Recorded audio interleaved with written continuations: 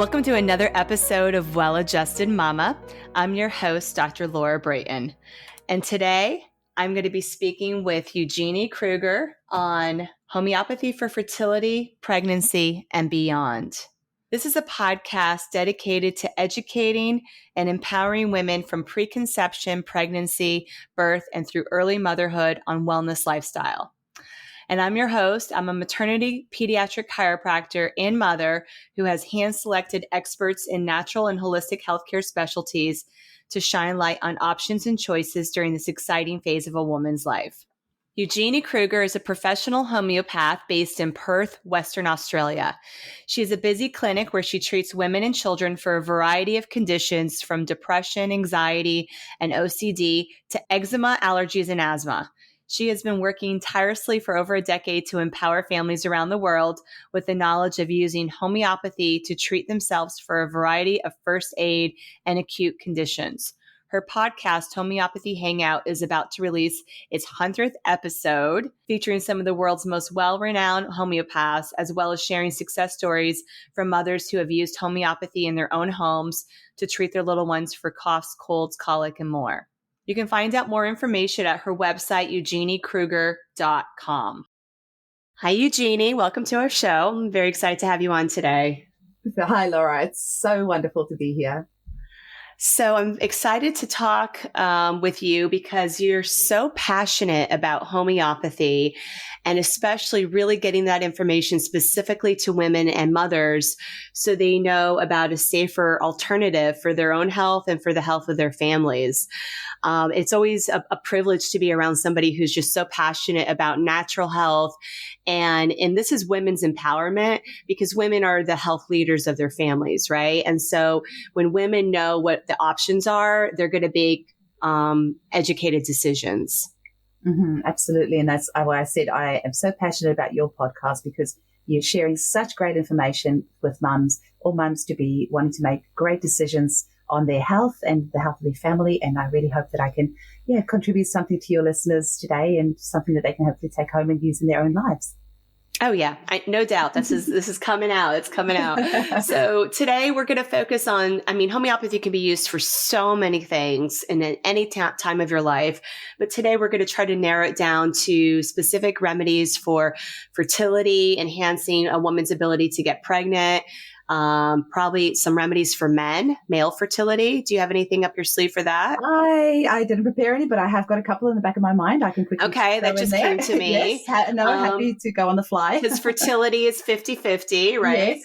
and then once a woman is pregnant, helping to support her with really thriving during her pregnancy, feeling amazing. And there's a lot of common pregnancy symptoms that are out there that can be mitigated with some very simple homeopathic remedies in lieu of medication. And then we'll cover a little bit about remedies for inducing labor, support during labor, postpartum recovery, and even some grief and loss if that is applicable, and newborn remedies. So this is what's great is homeopathy can be used safely before you're pregnant, during you're pregnant, after you give birth, breastfeeding, and even with babies. And so I think we should just start off a little bit with talking about who you are and what is homeopathy. Sure.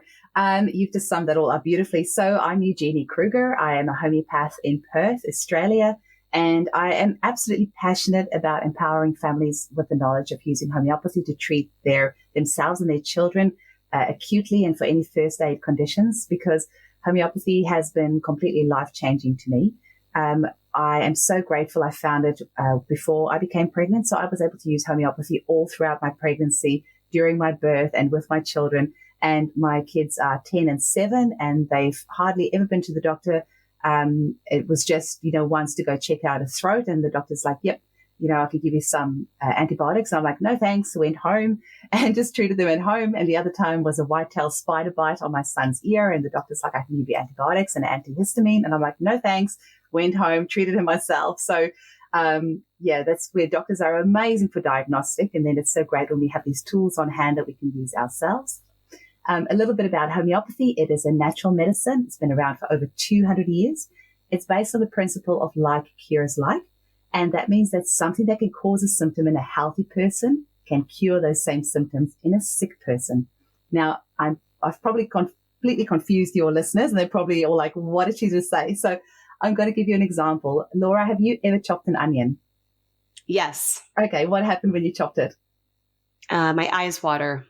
Okay, so if I have a client coming into my clinic and they have symptoms of hay fever and one of their main complaints is that their eyes are streaming, I might give them the remedy allium cepa, and that is made from the onion. Have you ever had too many coffees? Yes. Okay, what happened? Jittery. Yep. And probably a bit of trouble sleeping, maybe a little bit restless. So if I have a client coming in to see me and one of their main complaints is jitteriness, anxiety, restlessness, insomnia, I might give them the remedy coffea, and you can probably guess what that remedy is made from. Yeah, coffee. Yep, exactly. So that's basically the principle of homeopathy. And if you think about it, actually a lot of conventional practices use homeopathic principles as well. So if you think of going to the hospital for a snake bite, which coming from Australia, there's a bit of that over here. The drug that they'll give you is actually antidote is made from snake venom, or allergy immunotherapy, where they actually inject you with small amounts of the thing that you're allergic to. So that's actually a homeopathic principle. So it's not really that strange. No, and it's been around for hundreds of years. Yeah. So it's really tried and true. When it was first, like I was in the 1800s, there were homeopathic hospitals. Yes. America had several homeopathic hospitals. And in fact, a couple of your medical hospitals these days are actually old homeopathic hospitals. One of them is actually called the Hahnemannian College of, I don't know what, but it's Dana Ullman from homeopathic.com. Go check it out. He has actually got the history of homeopathy in America on his website. And yeah, there's a Hahnemann monument, huge monument in America. And yes, America's actually got a very big history. I've just interviewed somebody on my podcast, Jerry Cantor, the episode's coming out soon, about homeopathy being used in asylums in America in the 1800s. So that's pretty spectacular. Yeah, it is. And I know it was definitely used a lot by midwives who were taking care of perinatal women and newborns. So this has definitely been around. And then I think what happened at the turn of the 20th century is we just got a big push from allopathic medicine to be quote unquote more medical. And what that means is pharmaceutical drugs and surgery, right? And so, and we're still kind of in that, at least in the United States. So I think what I'm passionate about is recognizing that we never really want to go to drugs and surgeries first if it's a non-life-threatening emergency. We can try safer alternatives like homeopathy, herbs, nutritional supplements, chiropractic, acupuncture, the whole spectrum, and then move over to those other modalities as needed, right? Mm-hmm. And there's so many out there. And then what's really amazing about homeopathy is there's so many choices even within homeopathy. But if you I think one thing too, I really wanted to point out is homeopathy is so safe that anybody can take any homeopathic remedy. You really can't overdose on it, right? Mm-hmm. Absolutely. And if you're taking the correct remedy for your body, you will get an improvement in your symptoms. If it's not the correct remedy, it will be inert. It will not do anything to hurt you. It will just pass through your body. And it's an awareness that, okay, that's not the right remedy. Let's find a different remedy that is the correct one. And so sometimes if it's confusing, people will do consultations with a classical homeopath to recognize what is the right remedy. And there's also different ways to practice, because I was sharing with you, I do complex homeopathy, and that's a little bit different, but it's still using homeopathic ingredients to help the body heal. Mm-hmm. No, you've explained that beautifully. And the reality is we still don't quite know exactly how homeopathy works, because obviously we dilute and succuss these substances from plant, animal, and mineral source to the point past where there's any detectable substance in it. But, the amazing Dr. Bruce Lipton, who I'm sure you know, and many of your listeners know, the author of the book, The Biology of Belief, he's actually a huge fan of homeopathy. And he explains that the mechanism in which homeopathy works is by transferring the information of that original substance that was in the water, and then the hydrogen bonds between the water molecules is what's actually transferring this information, which is just way beyond what I could really understand. But if Dr. Bruce Lipton says that, it's good enough for me. And yes. And Dr. Masaru Emoto, in his book, Hidden Messages in Water, he also talks about how water has a memory. And then I always joke, have you seen Frozen 2 yet? Yes. The movie. Oh, so it's all about how water has a memory. So that's totally my favorite movie of all time. But water has a memory. This information is being transferred between the hydrogen bonds between the water molecules, and science is just, trying to catch up with all of this. We'll get there. Yeah. I mean, what we're talking about is energetics and energy, and how everything is connected. And there's this communication, that we don't really fully understand, but just because we don't understand, it doesn't mean it doesn't exist and it's not happening. Whether we can see it or not, it doesn't matter. It's still there. So homeopathy is an energetic modality, and that's what's powerful about it. And I think, with Dr. Lipton, he does, talk about, the power of the mind, right? And our belief systems will also control. So that's where I think sometimes people will think of, that this is kind of like a remedy where you think it's working, just, like a sugar pill type of thing. But we know that homeopathy is beyond that, because if you give it to an animal or you give it to a baby, they're not like, oh, I think this is going to help me, so my symptoms will improve, right? As opposed to an adult that could be a little more suspicious. Oh my gosh. Any mom who's ever had a screaming, teething baby, and you give a remedy and that baby instantaneously stops screaming, knows that homeopathy works. You don't have to don't have to convince her of it.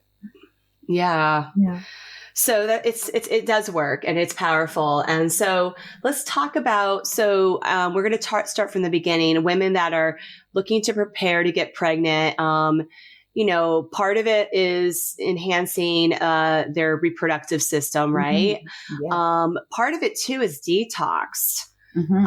So talk to me about what some of your favorite remedies are for women, and even if you have a couple up your sleeve for men to take as a couple is actively preparing for a healthy conception.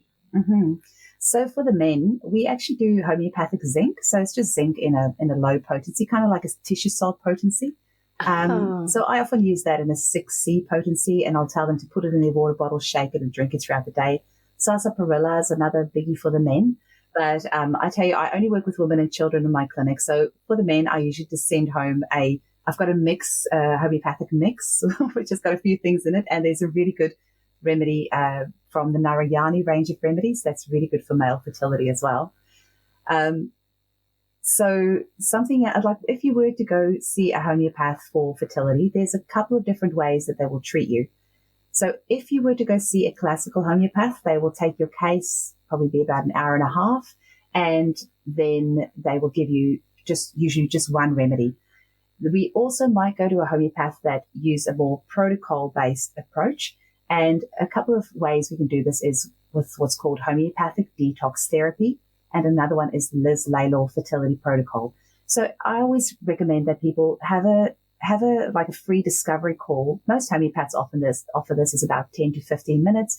Call a few homeopaths, ask how they prescribe, see who you resonate with, because I do feel that resonance of you with the homeopath is a very important process, a very important part of the healing. I'll tell you just a quick little bit about homeopathic detox therapy, which I use in my clinic. And we use the remedies made from the drugs themselves. So for example, if a woman has been on hormonal contraception for most of her life, or even just a short period of time, it's suppressed her ovulation, what we might then use is the homeopathic remedy made from oral contraceptive drugs. And remember, we're not giving her the physical drug. It's just the energetic signature of that drug. And I will often use it in a 30C, 200C, 1M, and a 10M. And this is probably going to not make sense to a lot of listeners, but this is just the various potencies that we use to work on a very deep level. And once we I would just, if I can interrupt you really quickly, those potencies are also can be correlated to the length of time that she was on the birth control pill, right? So like, let's say, I would say a lot of women I'm meeting are not on it for a short term unless they had really bad side effects. A lot of them are on it, especially women in my area. They're waiting later in life to get pregnant. So let's say now they're 35, but they've been on it since they were 15. That's 20 years. Potentially they were taking these synthetic hormones and suppressing their ovulation.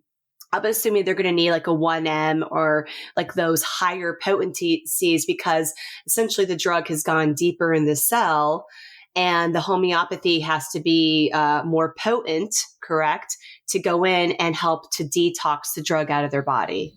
Absolutely. With this particular protocol, you actually use all 4 potencies regardless of how long they've been on it. It is a protocol developed by Ton Janssen, who was who also used to work with Tina Smits, who developed cease therapy that you may have heard of. But this is just using a more sort of systematic approach of detoxing. Something else where I've used it a lot is if a woman has ever had the Gardasil vaccination or the HPV vaccination. And the other one is IVF. If a couple have had many rounds of IVF, which is often the case, then... Or IUI.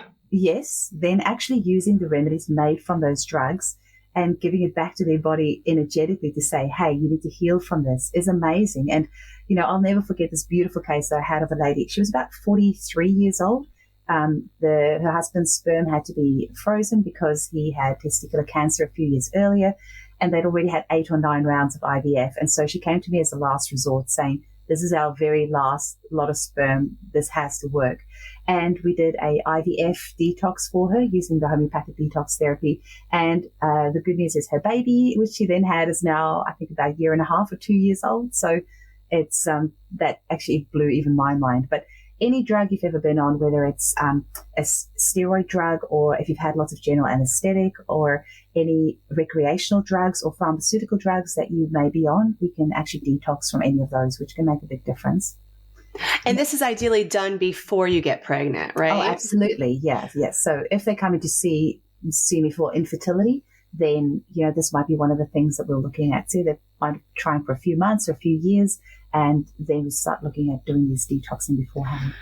Eugenie, what if they're trying to get pregnant actively and it's been, let's say, a few months, and then they do this detox, and while they're taking the protocol, which I'm not quite sure how long it's for, they get pregnant?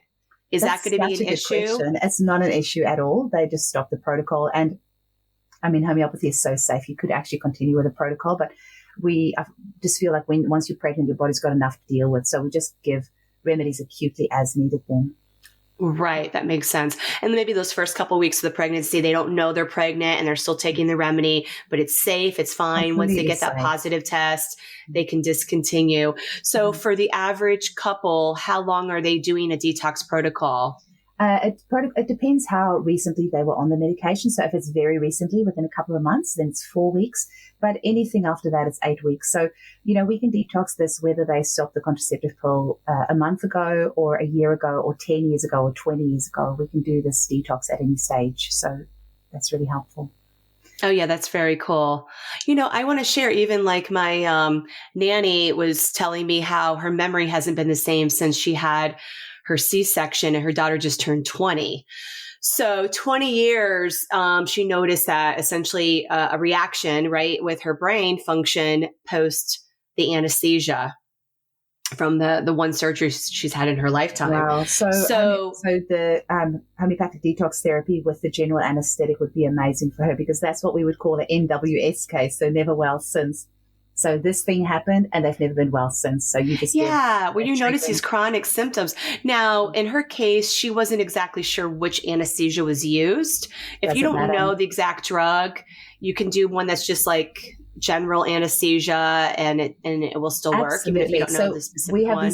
We have these poly combinations. So with a contraceptive, for example, there's about 8 or 9 different contraceptives in there. And because homeopathy is based on like cures like, not same cures same, we can actually give you something that's just similar to whatever it was that you had. Oh, so even if like you're on the newest birth control pill that didn't make it into this remedy protocol detox, because it is in the same family of oral contraceptives and it is similar, it's enough energetically. And that just also, I think, speaks to the amazing innate intelligence of our body, right? That it can still figure it out energetically and be like, okay, these molecules look similar and they're a toxin, and let's get them out. Absolutely. There's one other protocol called the Liz Laylaw Fertility Protocol. Now, Liz Laylaw is a homeopath here in Australia. She's worked with thousands of couples over a couple of decades, and she has an 87% success rate with this protocol of hers. So many homeopaths, including myself, use this protocol in the clinic. And she has a few different remedies that's part of the system. One of them is folliculinum, which is a remedy made from estrogen. And I have helped so many clients who were unable to ovulate start to ovulate after this. Another remedy is sepia, and sepia is just huge for female hormonal health. It's a remedy made from the ink of the cuttlefish, which just seems like such a strange thing to make a remedy from. I just remember working in a health shop many years ago, and a client came in and she said, have you got anything to help me off the shelf? I haven't ovulated in a year. And I said to her, look, we really need a consultation, but grab some sepia and then I'll book you in a couple, when I have a time to see you. So she took the sepia. I didn't hear from her until 2 months later when she walked in, and she was pregnant. So, sepia is an amazing remedy for hormonal health. It's a really good remedy for PMS. I always say it turns me from a mean mummy into a nice mummy. So when you're feeling touched out and grumpy with PMS, it's a really good one.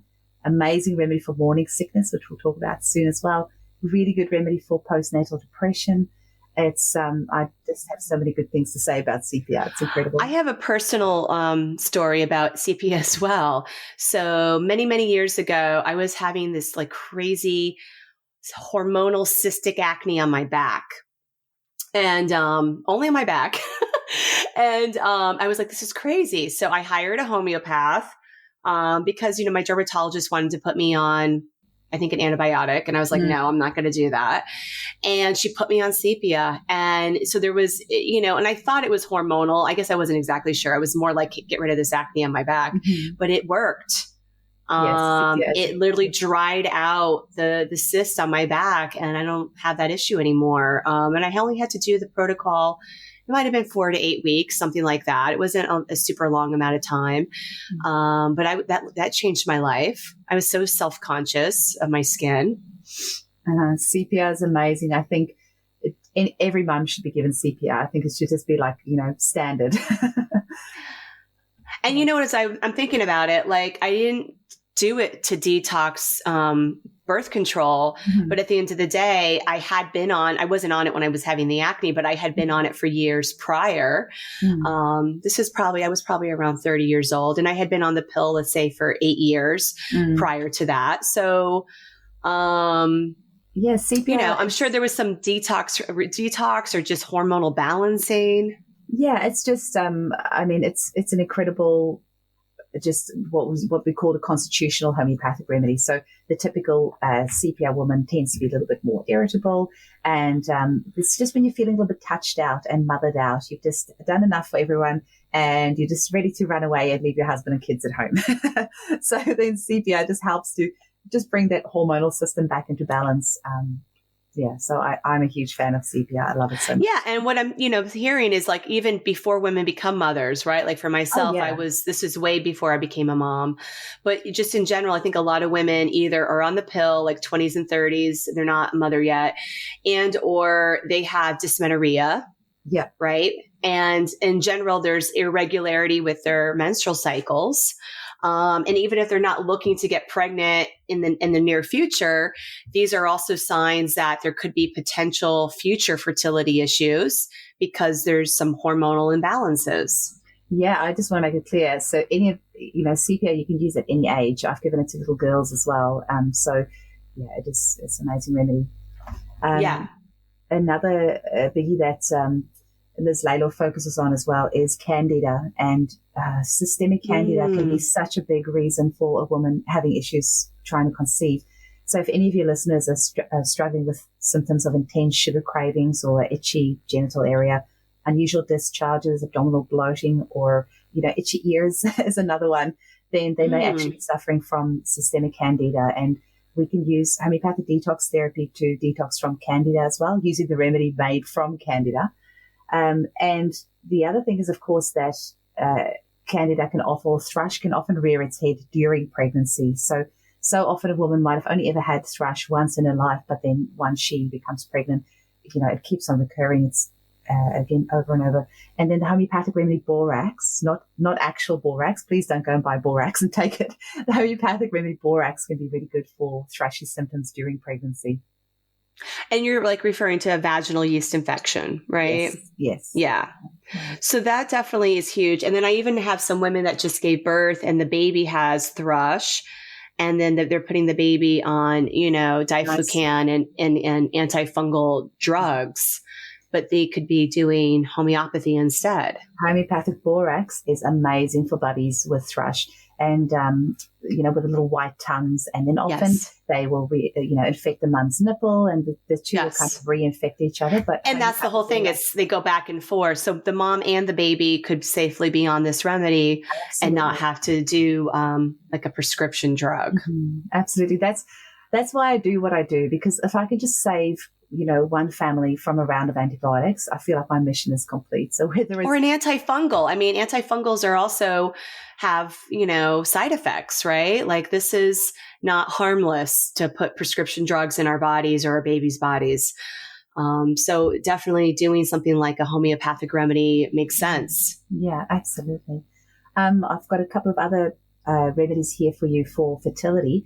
Is we have homeopathic remedies made from healthy ovarian tissue, healthy uterine tissue, fallopian tube tissue. And sometimes we can use this as well if there is some issues, if a woman's had an ectopic pregnancy in the past, or she's got some sort of issues with her fallopian tubes, or may have had cystic ovaries in the past. Then we can use the remedy Ophorinum, which is made from healthy ovaries, to just actually target her. We call it an organ support, so just directly targeting the ovaries themselves, or if she's had issues with her uterus in the past, we can use that. There's another remedy called Thlaspi bursa, which is made from shepherd's purse, and we use this homeopathic remedy as well to help with the uterus. So they are just some of the remedies that we can use for fertility. Yes, I do use sarcoids in my office, which is the healthy tissue. We have it for like the male or female reproductive system, but then also they have them for adrenals, thyroid. And those I actually have to use those quite often, whether it's fertility or just somebody has adrenal fatigue or, chronic stress and it's just like burning out their endocrine system. We can really support the endocrine system with these, sarcoid remedies, which are like from healthy tissue. I'm so glad you've mentioned that, because a couple of others is actually progesterone. I often give this to women who have a history of miscarriage. And we'll give them homeopathic progesterone and usually 30C potency. And I'll give that daily for the first 3 months of the pregnancy to hold on to that pregnancy. We can use... So women that are taking the actual progesterone could potentially just do a homeopathic instead? Absolutely. Wow. I never even thought of that. Yeah. Because to your point, recurrent miscarriages can be a sign that woman naturally has like lower progesterone, right? So she's like missing that hormone. And I guess I never thought that that you could even use homeopathy hormones in lieu of an actual hormone replacement. The endocrine cycle. So I use a lot of progesterone in the clinic. Also estrogen. Actually, the acne you were talking about on the back, the homeopathic remedy testosterone is really good for that. And then also if a woman has issues with her thyroid gland, then, I often use the remedy pituitary gland or thyroidinum, which is made from thyroid hormone. And we can use that before they're pregnant, or once they are pregnant, often their thyroid can be really thrown out of whack. So instead of getting them on drugs, we can actually use homeopathics to help balance their thyroid, or sometimes after they've given birth, their thyroid will completely, get out of whack, and they'll often go on medication, and we can avoid that with homeopathy. Right. So hypothyroidism is somewhat common, either creating fertility challenges, right? Or while you're pregnant, they'll be diagnosed, or after giving birth. So once again, a lot of the women that I know that have that issue are just taking, thyroxine. They're on the prescription drug. So they could do homeopathy instead. Absolutely. I mean, these are the types of remedies you would get from a practitioner only. I mean, the sepia that I mentioned before and the borax, you can easily get in Over the America. counter. You guys have got, great access over there. But something like the thyroidinum or pituitary gland, you would have to get from a practitioner.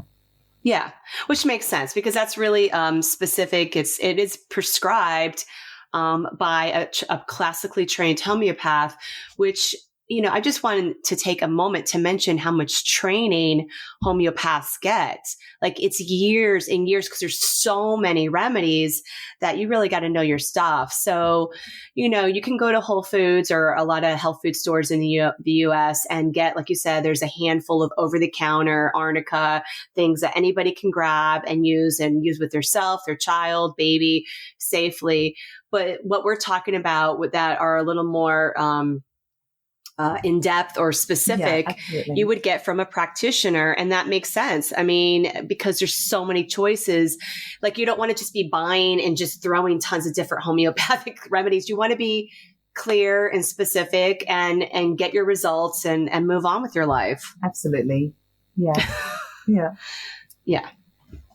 Okay, good. Yeah. I was wondering, Laura, are you up for playing a little game?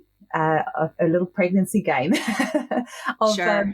Instead of me rambling off a bunch of pregnancy remedies for you, because I've prepared some goodies here for you. I was thinking, are there any particular complaints in pregnancy that your clients complain about that you want me to tell you some remedies for? Yeah. So, I mean, the pregnant women in my office, I do see this quite often. The first trimester tends to be the most symptomatic, where they're extremely exhausted, with fatigue, and they're either very nauseous or heavy nauseous with vomiting. Mm-hmm. Once again, sepia would be one of the main ones for that. And then there's some other remedies which you'll also be able to get over the counter there, Ipecac or Nux vomica or arsenicum.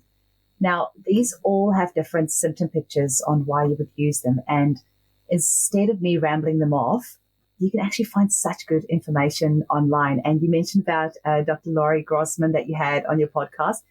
She's got an amazing website, the National Center for Homeopathy.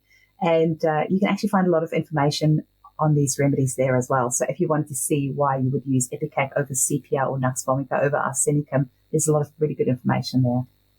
Yeah. I mean, Dr. Laura Grossman's episode, it was one of the first I did, and she's a colleague of mine practicing in Manhattan. And so certainly if anybody in the US is looking to work with a extremely well-trained classical homeopath, she is available in person or virtually. So you can check out that episode or go to her website at drlorigrossman.com for a lot of information. So yeah, I mean, I've even used, like with my son having car sickness, I've used, I think, one or two of the remedies you just mentioned. Yeah, Nux vomica is good. Cocculus is another good one for car sickness. Cocculus is another good one. Tobacum and petroleum are both homeopathic remedies for car sickness. But you can actually also use them for morning sickness, so any sort of nausea. But petroleum and tobacum as well, specifically for car sickness or travel sickness. Oh, that's fascinating. So yeah, I mean, and another one that's very common, I see not necessarily as much the first trimester, but second and especially third, as the pregnant belly is getting larger and it's pushing up on the stomach. I see a lot of women having heartburn or even reflux symptoms. And, in general, we really want to avoid taking any medication if possible. So it really makes sense if you're having these symptoms and they're really impacting your life, right? Like they can be really irritating and bothersome and frustrating, and women, and it makes women sometimes just want to give birth to kind of like get on the other side of it. Nat Phos is a good one for that. So you would have seen the tissue salts over there. I'm sure you'll have them in your health shops. Nat Phos is one of the tissue salts that is really good for heartburn. Also really good remedy for reflux. So if you do end up having a bubby that's very refluxy, Nat Phos tissue salt is really good. And you can get them in teeny tiny little pillules, or you can get in a spray, and then you can just spray it several times a day. If you have got heartburn during pregnancy, I often recommend putting 2 pillules of the Nat Phos tissue salts in your water bottle, then shaking the bottle and just drinking from that throughout the day. Mm-hmm. Okay, that's very cool. And then let's see, what else? The other one could be like chronic UTI symptoms, or constipation is another big one too during pregnancy. Nux vomica is often good for constipation. Lycopodium is another really good one. I also use taraxacum, which is actually dandelion, in homeopathic potency. And also we've got it's called Polybal Plus. It's kind of like a homeopathic probiotic. That would be the best way to describe it. And I often give that also because if you're planning on a vaginal birth, obviously you want that bowel flora to be really good. So I really like to give Polybal Plus during pregnancy as well. So the other thing that's really big here in the US, at least, is checking women for strep B prior to the delivery. And if a woman tests positive, then a lot of times they want to give her an IV antibiotic during the labor. I'm so glad you've said that. Which I'm not a fan of at all. So I have women taking probiotics during their pregnancy, not only for gut health, but also to help prep the birth canal, right? Which is the vaginal flora. But I never thought about using homeopathy for that. Well, even better is we have a nosode made from strep, and I have got so many cases of women who's tested positive for strep, and within a week or two, we were able to get a negative result for them using the homeopathic remedy made from strep, which is pretty cool. Oh my God, I love that. And I use nosodes in my office too. So a nosode is a homeopathic remedy that's from a toxin or like disease tissue.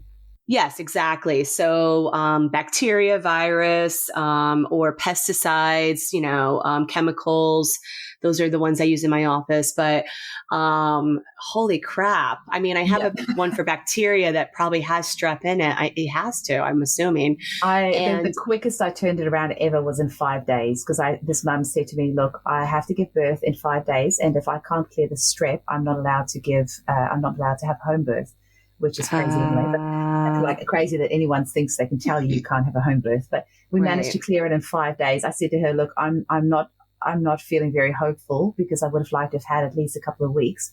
But managed to turn it around in 5 days with the homeopathic remedy strep in a 200C potency twice daily. Right. And this mom was very highly committed. I mean, that's the other thing is we really have to say, like, I'm doing this. I'm doing it exactly as the practitioner is prescribing. And I also want to feel hopeful that this is going to work because that also your mindset does impact energy as well. And we want to give that remedy all the help it needs, right, to do its job. Absolutely. I have to say, put a caveat there that literally you do not have to believe in homeopathy for it to work.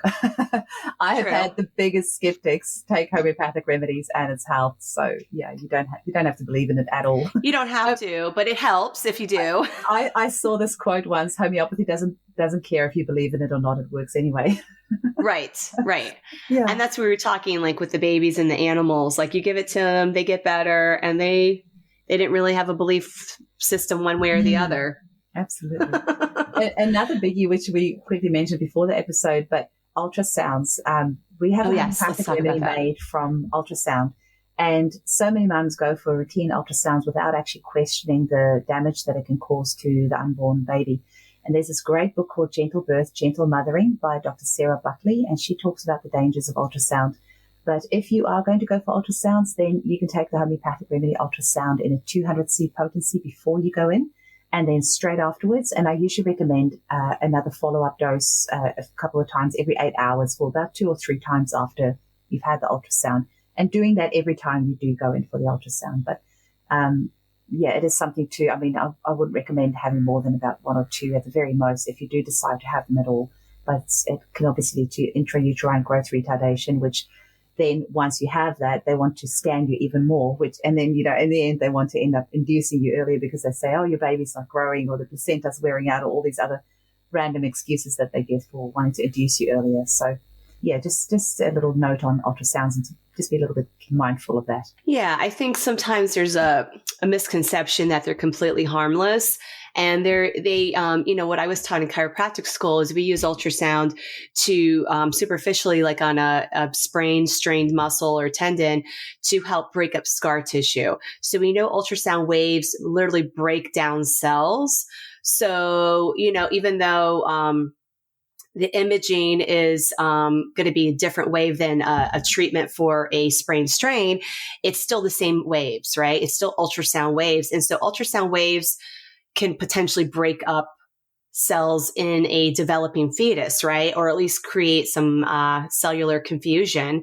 And that's not something we want to do for a baby who's vastly growing and developing and making more cells every day. We don't want to interfere with that process. Yeah, totally. So what about a woman who now is towards the end of her pregnancy, and the doctor's like, we need to induce you for X, Y, and Z reason. And she's concerned with potential side effects of a medical induction using drugs and or increasing her risk for having a surgical birth. What are some things she can do with homeopathy to help get labor going and help during the labor so that perhaps she can have an unmedicated vaginal delivery? Mm-hmm. Well, it can be done. I had 2 unmedicated home births thanks to homeopathy. So I had one. Yeah, it's the best thing ever. So for induction, I mean, here in Australia, they love to induce women. I mean, if you're just one day over your 40 weeks, they're at you trying to induce you. So I would say that's similar in the US as well with so most great. Providers, right? So that's where you're going to see a lot from an OBGYN type of practice. Yeah. So we do have a couple of remedies. So pulsatilla in a 200C and coliphylum in a 200C. I've often found that really helpful if you alternate the 2 of them every hour for about 4 to 6 doses, and you might need to do it the next day as well, depending on, the results of your first initial dosing. I would say this probably works about 60% of the time. I have had a couple of clients that it hasn't worked for, but usually it works really, really well. And I think most of that depends on whether your baby and whether your body is ready. If they are really not ready, I don't think anything's going to help. But if, obviously except for pharmaceutical drugs. But if your baby is ready, if your body is ready and it just needs that little nudge, then pulsatilla 200 and coliphylum 200 really does work. Oh, that's amazing. So, and then the birth itself, one of my favorite remedies is arnica. I really like it, 200C for during labor. So every hour during labor, it helps to prevent fatigue. It helps to prevent a retained placenta. It helps to prevent hemorrhaging. And it can also be used if baby has had a vacuum or a forceps on the head and the head's really bruised. You can give baby arnica to help with that bruising, speed up the healing. Yeah, that's a great idea. And absolutely arnica 3 times a day for a week or 2 for mum after giving birth to just really speed up that healing. I would say for a vaginal or cesarean, right? I mean, either way, there's tissue trauma, whether it's a major abdominal surgery or, you have the baby pass through your vaginal canal, and especially if there was any tearing, stitches required, you're looking to help your body heal from that. Absolutely, definitely. And then for pain management during birth, chamomilla in a 200C is really useful. The type of woman that will need chamomilla will usually be a little bit more irritable with the pain. I was definitely a chamomilla mum during my home birth. And pulsatilla is another really good one for the pain. But the pulsatilla woman will be a little bit more weepy and they'll be a little bit more clingy with the pain. So they won't be quite as irritable as the chamomilla woman would be. If you're not sure which, just grab them both and just alternate them. And that can be really helpful as well because unless you've got a really good doula or somebody else assisting you and administering your remedies, it can be really, really hard to know what it is that you need. It's hard to know while you're the laboring mom. Yeah, I would agree. You want some advice from the outside. Absolutely. And then quickly, something else that your listeners might not think of homeopathy for is prolapse. So once again, the remedy sepia is incredible for prolapse. And I'm always amazed how many mums post in our local Facebook group of, I have a prolapse over prolapse. And I mention homeopathy and everyone always through the bank will say, I never thought of homeopathy for a prolapse, but we have incredible results with homeopathy for prolapse. So you really don't need to suffer, whether it's, some other things that nobody ever talks about is hemorrhoids during pregnancy and after pregnancy. We've got amazing remedy for hemorrhoids. It's called hamamelis and I usually use a 200C. It's made from witch hazel and it will get that hemorrhoid sorted in no time. Yeah, this is amazing. Certainly either during the pregnancy with the constipation, or I have had a couple moms that had such horrible pushing experiences, right? That they created really, really bad hemorrhoids and prolapses, right? It's just from improper pushing and that tissue needs to get healed. And so what about if the birth was somewhat straining and or traumatic for mom and baby? What do you recommend emotionally for the dyad? So aconite is probably one of my favorite remedies. It's a really good remedy for fright and shock. And you can give that to the mum and the baby. So that's if it's been a very fast birth, very frightening, things, just went really quick. But then if that's more for like if there's been a fright or a shock, if things didn't quite work out the way that you had planned. So, you didn't want a medicated labor, you didn't want any intervention, and then you just keep on reliving those, that movie over and over and over. I could have done this, I should have done that. The homeopathic remedy Budleia, which is actually made from the butterfly bush, is a really amazing remedy. I once did this lecture with Colin Griffith, and he said it's called the emotional bomb site. And apparently, if there's actually a bomb been thrown somewhere, the butterfly bush is one of the first plants that will grow in that devastation. Oh, wow. Yeah, it's so beautiful, hey? So this is almost a specific remedy for birth trauma of any kind. Another remedy is Ignatia, not to be confused with Echinacea. So Ignatia is actually made from the Saint Ignatius bean, and beautiful remedy for grief, loss, and disappointments, just when the birth didn't go as planned. And I just quickly want to mention, any mummies who have suffered a miscarriage, these two remedies are also really beautiful for you to take. And the great thing with homeopathy is not going to suppress any of your emotions. So that sadness and that grief is still going to be there, and it should be there. You should grieve and you should mourn the loss of your baby. But it doesn't have to be an unproductive grief where you're sitting in a slump and you feel you can't move forward in your life. So that's where homeopathy is beautiful, because it will actually help with that grief, loss, and sadness, but it will help you to still be able to move forward in your life and not get stuck in that hole. And process it, which is really important for health, as opposed to suppress, which is, we'll see that if you're taking an antidepressant, then that is going to suppress your emotions instead of support you in a healthy processing. And so even beyond like the 20 weeks, if a woman has a pregnancy loss later in the pregnancy, or even what about with a newborn or child? Oh, absolutely. I mean, you can still use Budleia and Ignatia. They're just two incredible remedies for grief or loss. But Budleia specifically more so for birth trauma, but the Ignatia for any grief or loss. Actually, grief of loss or anything, if it's your dog that's passed away, or if you had really set your hope on a job and you didn't get it, and there's a lot of loss and disappointment. If you've moved house and you really grieve your old house, it's just an overall blanket remedy for grief, loss, and disappointment. One of the big places where I use it is actually when mums stop breastfeeding.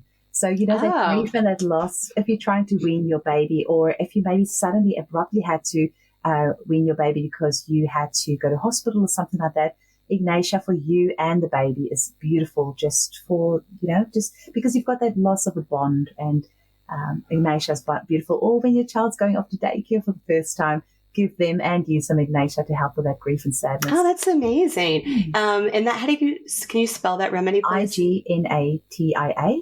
And I've also prepared a lovely handout for your listeners. And so tell us about that, because there's these names aren't always easy to know how to spell or find, and it can be overwhelming. So I know you took on this amazing task of creating this awesome handout. So how can people find it? Yeah, I'm always have it in the forefront of my mind that even though 500 million people worldwide use homeopathy, so many other billions of people don't know what homeopathy is and have no idea. So if I'm rambling off these names, it's not going to mean anything to anyone.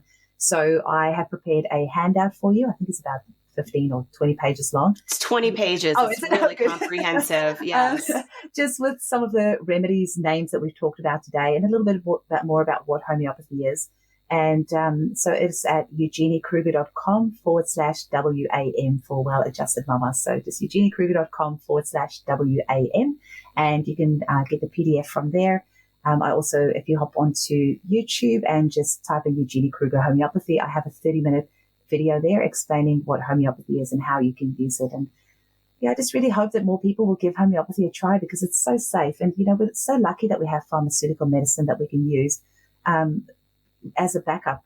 I always say, like January this year, my appendix burst and I had to have an operation. And if it wasn't for modern medicine, I would have died.